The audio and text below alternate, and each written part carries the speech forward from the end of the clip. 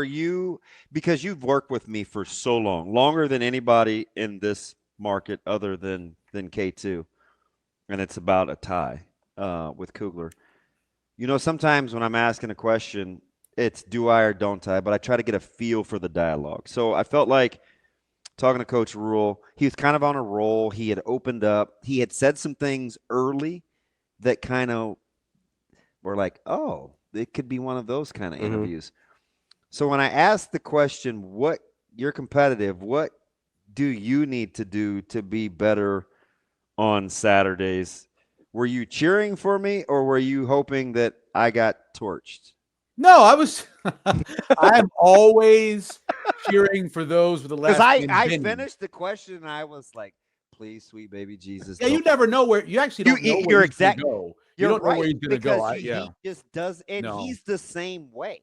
Yeah, right? You don't know where he's going to go. You know, I remember I asked him a question with that little interview over at Let It Fly. I asked him a question about, you know, just the way his family was treated after Carolina and the way he handled that. And I thought his answer was a really good answer because, I mean, he gives great answers. But I thought the emotion that was in his voice really told the story about what those coaches have to deal with. And he didn't have to go there. He could just say, yeah, you know, it was tough. But he got deeper into it. But that's how he is with everything, right? I was pleasantly surprised at even the specific examples he gives on game day management. Yeah. I was like, he's clearly thought about this. Well, he's got to. I mean, if we go back to game one of the Matt Rhule era, it was poor clock management, game management. There's been multiple games. Heck, we talk about special teams and we talk about turnovers and all that stuff to make differences, but just pure finishing drive rate, you know, you cross that 40-yard line, you need to get a field goal minimum. You want to score at least 4.5 points to be a quality team. And too many times they've got zero. And zero has been because of sometimes play calling, decision-making, clock management. That's all stuff he's got to deal with. But I will say that almost every coach that's good has had his times where he struggled with that. Nobody comes out of the gate great at that. How much of a peace of mind do you feel like having confidence or know-how in terms of how your defensive minds and offensive minds think that free you up to manage time? That's what my point has been when talking about why I think there'll be 9 wins or whatever, is a bunch of different things. But one of them is now ultimate CEO, right? He keeps talking about, what am I doing? What do I have to do when I get down to the facility? Well, during the game, where you have an offensive coordinator who has been in the lab all week and preparing and knows every single scenario. You've got a defensive coordinator who may be a little new to this job, but he's got a guy behind him who's been doing it for 50 years. He should be, and he's got a special teams coordinator who last year, 5th in kickoff return average in the SEC, number 1 in punt return average in the SEC, and they had 11 punt returns of 20 or more yards. Nebraska had 0. So having all of that there, he should do a better job of handling those final 2-minute things, finishing drive rate stuff. He should, just because he's got everybody else around him. How many years would you have to go back to get 11 20-plus yard returns for Nebraska? I bet you it's 2014. So this is the greatest example of. I would agree. So at first blush, I'm going 14. Yeah. So the great thing about can it be fixed is we've done it before. When they concentrated on it in 2014, when Bo Pelini said, I am taking over special teams, we're not going to be last. They were 128th the year before that in special teams efficiency. He said, I'm going to fix this. And what happened? That year in 2014, they were number 1 in the country in special teams efficiency because someone said, I'm going to fix this. Even 2016, when they really struggled in 2015, and Diak was 17, Diaco comes in and goes, I'm going to fix the punt game. The punt game got fixed because someone said we're fixing it. If you spend time saying I'm going to fix special teams, you will fix it. And that's why I think they can fix that. And everybody says what? They've lost 1 or 2 games every year because of special teams going back over the course of the last 25 years. Well, give me those 1 or 2. I added to the 6. That's 8, right? I talked about this on a show. Just simple math tells you they're going to be 1 to 2 games better because their special teams will be better. Do I need to go back and do my season prediction? Yeah, we haven't got yours yet. I thought you were holding off. I am. Do you believe this, Damon? I had this. I was listening to an NFL podcast, and I thought this was one of the greatest analogies I've ever heard. So I feel like I have to agree. I got chills when he gave it, right? Because I love football. He said, we talk a lot about floor and ceiling. He goes, a great offense, the floor is having a very good offensive line. The ceiling is having great skill players, but primarily wide receivers, right? On defense, the floor is I've got to have a secondary that can cover some man-to-man and that is very good tacklers. My ceiling happens when I have a great pass rush, right? So you look at what this team is now this year. The ceiling, the floor of the offensive line is better, I think, overall. They got a chance to be pretty good. Really good, right? So say top 8 in the Big Ten, if that's the case, right? We know the top 3 receivers have proven, whether it's Kentucky, Cal, or here, that they can do it at a good level. Then everybody else adds to it. And then tell me what's going to happen at running back. I don't know. And you throw in the tight ends, which is a very deep room. Mm-hmm. Their floor is better than it was. Their ceiling is better than it was. Now, the only question I have is, will they be able to rush the passer for that ceiling on defense? Because I believe the secondary is deep and it's going to be good in those 2 things. So 3 out of those 4, I think, make a difference. Let me help you out. I do think, and you guys are both smart with this. I've said this from the jump zone. It's like they have more capable bodies than a year ago. More capable bodies, like overall, or just position? What position? Or D-line. Oh yeah, definitely. Okay, so you agree with that? I'm with you on the athleticism. Remember, we talked about it last year. Do you agree with more capable bodies? Yeah, better depth. Okay. Yeah. So what I'll tell you is they have a defensive mind and mind now that are a little more aggressive and a little more pressure-y. So what did we hear Coach Snow say when he first got here? Hey, on 3rd down, we want to affect the quarterback. How can we affect the quarterback? Sometimes it's with looks. Sometimes it's with actual pressure. We saw in the bowl game, and I said, gosh, I'll be curious to see if Coach Butler is really going to be a pressure guy or he's just trying to cover up for not having a ton of depth at the bowl game on the D-line. Turns out he's a pressure guy. Mm-hmm. So if you believe those 2 things to be true and they're more athletic up front, do you care if it's an individual pass rusher versus schematics in terms of how they want to get after the quarterback? Here's the hard thing about 2025 college football, though, is that just by the basis of the way offenses run, you're talking about how the ball comes out so quickly, and when you're doing things with so much ball handling, it can make it difficult unless you have a premier guy. If you go back and you look at what Ohio State's done over the years, even Minnesota had that run where they had a couple of premier guys off the edge. Right? And those guys increased what you could do in terms of getting your pressure rate up. So do you have look, I think, and I'm on record on this, I think Van Poppel is going to be a 1st or 2nd team all Big Ten before he leaves here. Okay. I'm on record with that. I think he's already ahead of what Ty Robinson was. I think he doesn't make some of the fundamental mistakes that Ty Robinson made of getting high. Compare the same age. Right.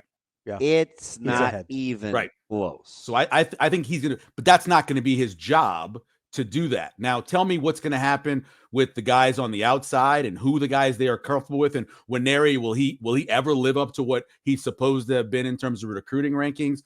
I don't know the answer to those questions, but you got to have. I believe you have to have one guy who is dynamic. Everybody else can be very good, but I think you have to have one guy if you're truly going to have a high pressure rate. Okay, so I have one. Okay, let's see if he gets help. He gives me. We need I'm not even going to couch it. He gives me very natural pass rusher vibes. I compare him a little bit to Demario Williams. Shavers is as gifted a natural blitzer pass rusher as I've seen probably since Gregory, but he's not Gregory because they do it differently, if that makes sense. Gregory was a natural, bendy, like 90 degree around the corner, savvy pass rusher.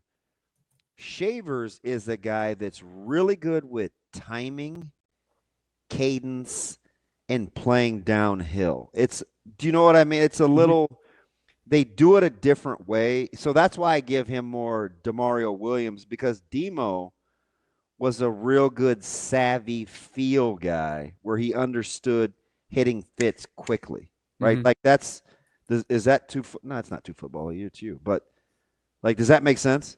No, it does. And I was just trying to go back and look at want my that guy to be evaluation closer to the ball, or no? I think off the ball guy being like that. it's got to be, I think, in just terms of based off what we've seen history-wise, it's got to be that stand-up 3-4 guy who either does it, or it's a true designated pass rusher who comes in on third down. He's not the guy that's necessarily your run stopper that does that. And no, I was just going back and looking at my evaluation of Vincent Shavers coming out. I was excited because his name is Shavers, and we're boxing guys, so anybody with a boxing last name I get excited about. But I remember going back and look at him, and going forward, I thought was his biggest strength, just on his high school tape. So you're with me on the downhill thing. Well, I can certainly see that, yeah, because I just wanted to go back and see what I wrote for his recruiting stuff. But and there's a number. Willis McGahee is as natural as a pass rusher. Take 4 plays. Take 4 plays from last year, right? 4 plays, and they're almost all at the end of the game. By the way, those 4 plays were better than they've had the last few years with a combination of guys. Yeah, he's a monster. He's a natural pass rusher. SD too.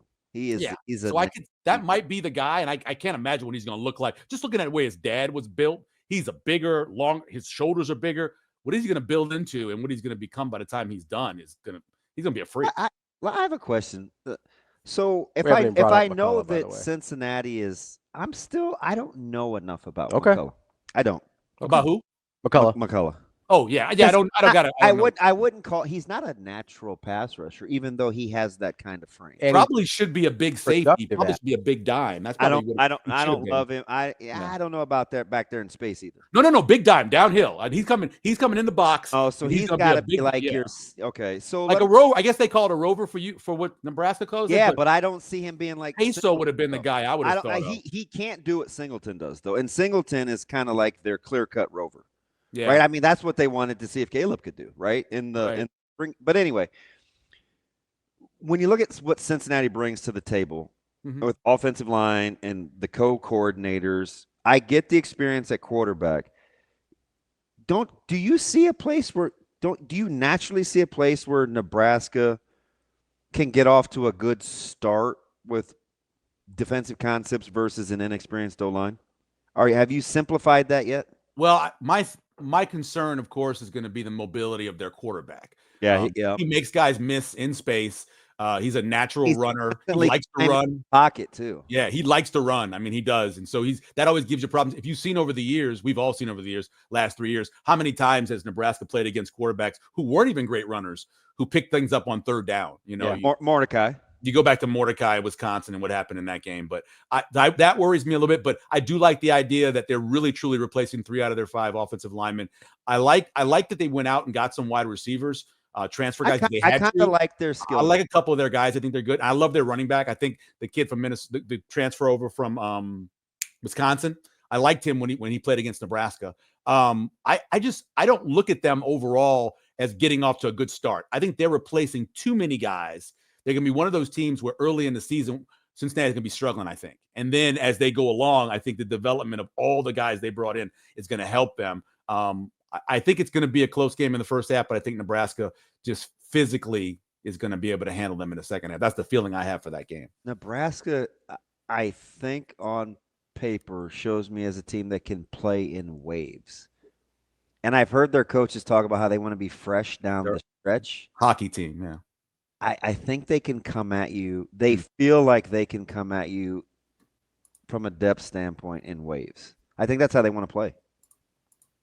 Well, if you look at what, again, I hate when we do Ohio State as a comparison because of all of the freak talent they have there. But notice that you go back and look at their stat line and look at how many defensive snaps guys played. And they really spread that out. Even their best players. Fresh. Yeah, they're fresh. I'm looking at like 50 snaps. Yeah, and it's a great way to do it. I don't know.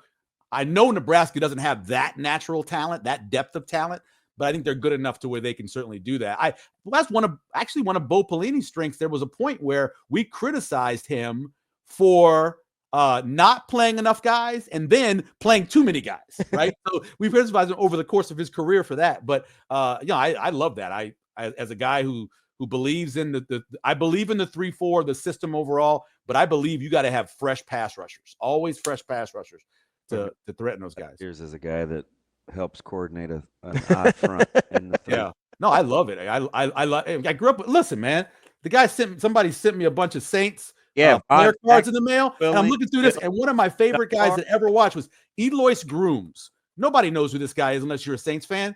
This guy was the typical 5 technique. He could hold up against the run. He could beat you up. He could get to the passer. 275 pounds, just a freak. Yeah. Give me an Elois Grooms, man. Give me one of those guys. Our guys in that odd front barely play. Well, they don't barely play, but Are they mostly 4 eyes? Is that where they're playing? and 4s are tough. Yeah. Unless Justin Smith. Yeah. Oh, yeah. Well, one of the greatest of all time. Yeah, one of the greatest of all time. Seymour could play in a 4. But again, another HOFer. Yeah. Let me ask you about middle of the pack, my guy. In the Big Ten? Yep. So Okay. I'm talking like 4 in the 10-ish range. And we're going to go wins above expected totals. Okay. I'm going to give you 3. Who intrigues you the most? I'm going to tell you who I bet the over on already. Michigan State. Okay. I bet Michigan State over. Knock it off. I told you before, I bet It's Wisconsin. almost I got like plus money on Wisconsin to get to 6. I know what the schedule looks like. So I got those 2. listen, stop. Yeah. I'm just telling you. That's my You early. got the over. You got the over on Wisconsin. I bet it a month and a half ago. It was one of the I texts. bet it a month and a half ago. He's the one guy I that got it twice, actually. I got it at all the 130 teams and plus had 140. 4.5, 5, or 5.5 win totals. He knew them all Oof. in the Big Ten. Yeah, But let me ask you yeah. something. Go ahead. Sorry. I give you, and this isn't who you think is better between the 3. It's the expectation level. Okay. Washington, UCLA, and USC.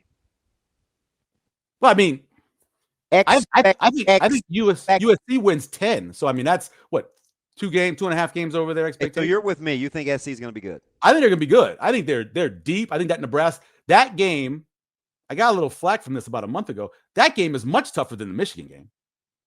Give me a freshman quarterback in my house earlier in the season. Hey, listen, if somebody gave you flack over that take, I know. I was like, to those people. no. That's going to be a tough matchup.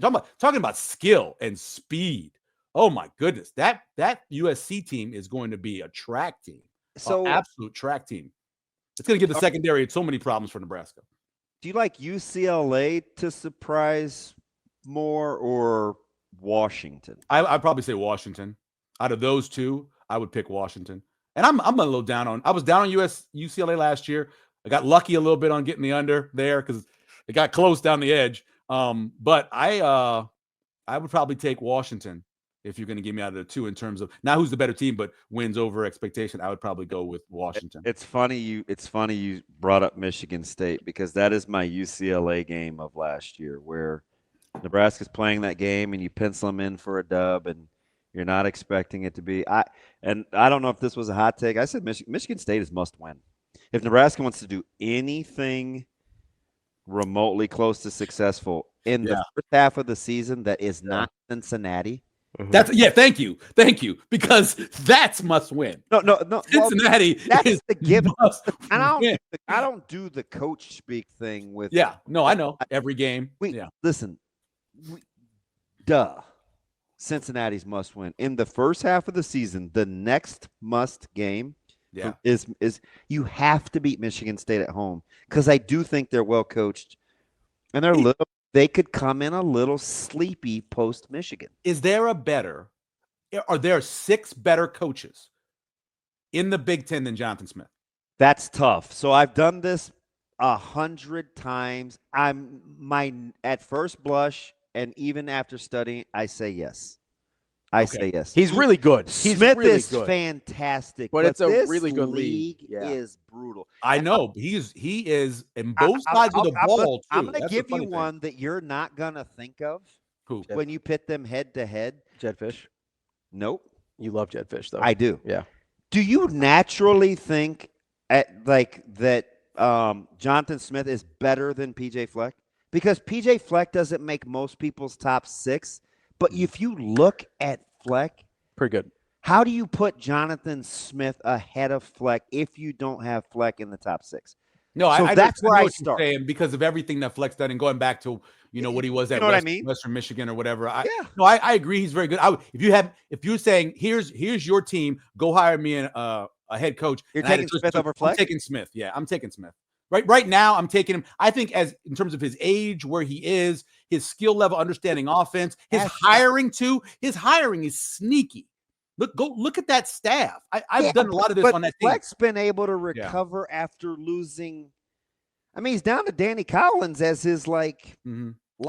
Do you think Severe is part of it? You think you know what Fleck's ceiling is? And I'm not saying Fleck is the GOAT. I'm just saying. No, I get it. We're talking nobody thinks of him as like the dude. And I'm not even sure I could put Smith ahead of Fleck. I give him tons of credit. I'm picking Minnesota to beat Nebraska this year. I give him a ton of credit. Dude, I'm terrified of Minnesota. If we're starting over, my thing about, and I'm gonna go back to Cincinnati real quick. The reason why I say that is a must win because I was at Colorado where there was 40,000 Nebraska fans there and they left miserable, crying. I remember going to Oregon. Nebraska going to Oregon and having 30,000 fans in the stands and going down 42-14 or whatever it was. I remember going to play Illinois to start the season and Nebraska fans everywhere in that place, everywhere, and getting their asses whipped. You go on, they're going to be 50, 60,000 Nebraska fans. If they were to lose that game, the devastation on the fan base. Are you sure? Would be miserable. 50K at Arrowhead. Easy 50K. Easy. Was it whole 71? Where the rest? How many are coming from Cincinnati? Besides family and friends. 76. Whole 76? Oh, yeah, easily 50,000. Okay. Easily. Well, listen. I got these cards from somebody. Where's the guy from? Overland, Kansas. Yeah, people. They're all there. There's tickets available. Yeah, there's going to be tickets available, and there's always going to be tickets available, especially on the secondary market. But we're also talking about July. We're in July. August 28th is still more than a month away. We play in a month. Yeah, and there'll be people buy tickets the day of games. Especially, hell, I bet you there's a bunch of Nebraska fans that are getting in their car and go, you know what? There's tickets available. Let's go. Right, or they're already living there because you got all these fans they're in Missouri and Kansas already that are going to be there. 50,000. But if they lose that game. Oh, stop it. We don't do the fear thing. The devastation on the fan base. Stop it. Be horrible. I need you to be #be kind. I don't think you know what it felt like walking out of Colorado after that game. First of all, I'm sitting there next to Colorado's coaching staff and they kick their door open and they come through there and they're cursing out Nebraska. They're like, take that, you mother. In Boulder, I was what are we talking about? I was well aware of brutal. It was so painful. Aware of the whole, all the eggs in one. Right. Like, come on, man! I'm still traumatized. I had personally never seen that before. I had never seen that many Nebraska fans at a road, and I've been to Kansas games back in the day, Iowa State games. I'd never seen that many Nebraska fans on the road as it was in that place. And my hair was standing up my arm. I took a picture of my hair when they're doing the Husker power chant, and they drowned out the cheer from the buffalo running or the bison running around. They cheered. They drowned it out. Hey, relative to their team's success, who has the best season of these second-year guys? Are you going Gainesville, Columbia, South Carolina, or Lincoln, Nebraska? You know how much I hate Gainesville. You know how much I detest that man. I do not like him. I was so sad what happened last year into that year. Third year guy. So I would probably say, are you talking about second year with the quarterback they have? Yeah. Oh, I'd probably take South Carolina. Really? Tough schedule, really tough schedule. But I love Beamer. I love Beamer. I really do. I like him a lot. You know the thing about South Carolina? That roster's better than I think people. It is really good. It's more than just sellers. That's a right. No, it is. And they went out into the portal. They used to work in the portal. They went in the portal. They came out with a low. So I probably would take. That's a tough schedule they play, by the way. I probably would take South Carolina, and then I'd go Nebraska, and then I would go to Florida. But I hate Florida. I hate that dude. I got one more. I have two dark horses in the Big 12. And this is a guy that likes Iowa State in case the guys at the top. Would you push your chips in towards Baylor or Texas Tech? Texas Tech. Baylor might have the best quarterback running back duo in that conference. Yeah. And you know what? I wouldn't lay a bet if you gave me the money on the Big 12. Right. Because I don't care For which as good spot. as Arizona State is, why could are be- they the prohibitive favorite? It could be anybody. I mean, look at the numbers Shouldn't Arizona State be for the winning the prohibitive favorite? conference. It's so bad.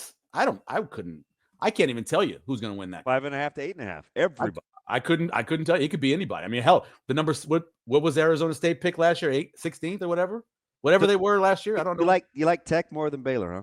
I think I do. I really like their offensive line. Baylor was really good down the stretch. I really like their offensive line. I love the coaching staff for Baylor. I've always cheered for him when he was at LSU. Yeah, I think I would. That'd be tough, man. The Big 12 is up. You tell me. You could probably tell me anybody. Iowa State that thing. week 1. Although I don't like Colorado, huh? Iowa State or K-State. Oh, so I was talking about this Farmageddon. I think I'm going Kansas State. I think I'm going Kansas State. Yeah. Huh. Okay. Yeah. That's an early bet I made. And then the Tulane Northwestern game. So I have an under on Tulane this year, under 8. Yeah. And I'm jumping on top of it, taking Northwestern. I did some work for a guy last weekend that is a Tulane graduate, Alan Cole. Uh-huh. The famous Cole's Pharmacy. Yeah. A Tulane guy. And I said, oh my gosh, I have got to get you together with the Bears. His wife, like, I'm telling him the story, and he's talking about pumping resources into Tulane. And then all of a sudden, you get the good lefty. Or is he lefty, Retzloff? No, you get Retzloff to just fall in your lap. Yeah. Yeah. At the school that you constantly hammer. Their problem is defense. To say correctly. Yeah, their problem is defense. Tulane's defense I think, is going to drop off dramatically this year. I was there on campus. We took a tour. We took a tour for Logan on Tuesday. Are you sure? Are you sure it's not Tulane? I'm positive it's Tulane.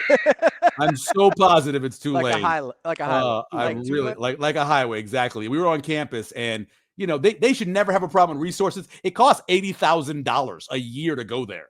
They should be doing fine financially.